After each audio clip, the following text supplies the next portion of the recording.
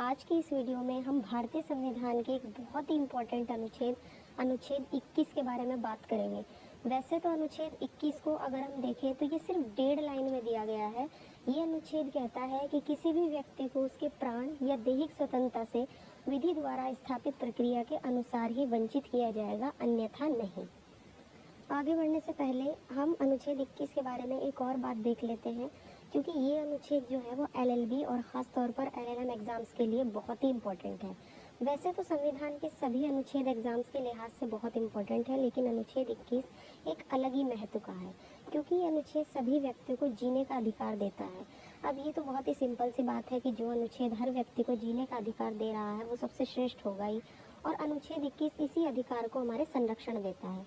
लेकिन अनुच्छेद 21 की बात केवल इसकी 1.5 लाइन पर ही ख़त्म नहीं होती, बल्कि सुप्रीम कोर्ट और हाई कोर्ट्स के अलग अलग जजमेंट से इस अधिकार का दायरा धीरे धीरे बढ़ता चला गया है, जो हम अलग अलग केसेस में देखेंगे कि कौन कौन से अधिकारों को अनुच्छेद 21 में शामिल कर लिया गया है। तो चलिए शुरू करते हैं।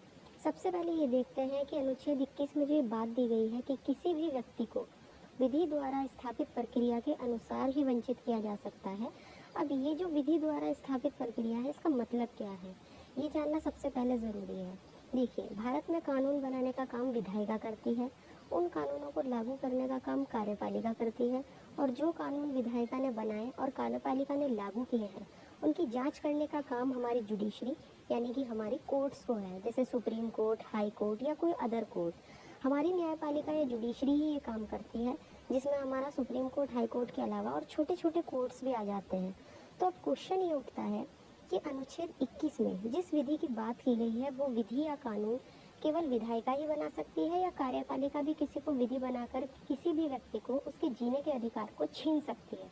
इसके लिए हमें 2 केसेस देखने होंगे जो हमारी इस कंफ्यूजन को दूर कर सकते हैं। तो सबसे पहले आता है A.K. गोपालन बनाम मद्रास राज्य का केस। ये बहुत ही फेमस केस है, कॉन्स्टिट्यूशन में आपको ये अलग अलग जगह पे देखने को मिलेगा।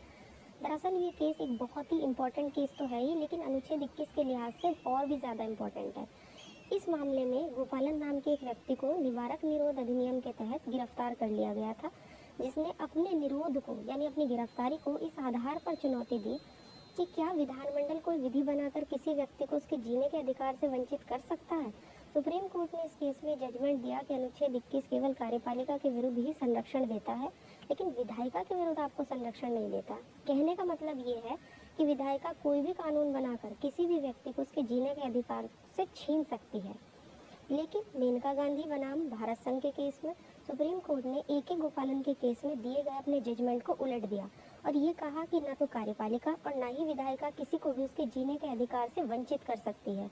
यानी कि अनुच्छेद 21 का संरक्षण कार्यपालिका और विधायिका दोनों के विरुद्ध मिला हुआ है। तो ये तो था अनुच्छेद 21 पर हमारा वीडियो, जो 2 केसेस से इसके मीनिंग या अर्थ को और भी ज़्यादा क्लियर कर देता है।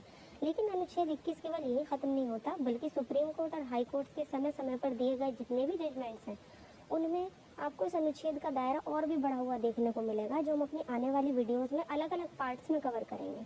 मैं उम्मीद करती हूँ आज का ये वीडियो आपको पसंद आया होगा। इसके साथ ही आप हमारे चैनल को सब्सक्राइब कर सकते हैं और साथ ही आप बेल आइकन को भी प्रेस कर सकते हैं।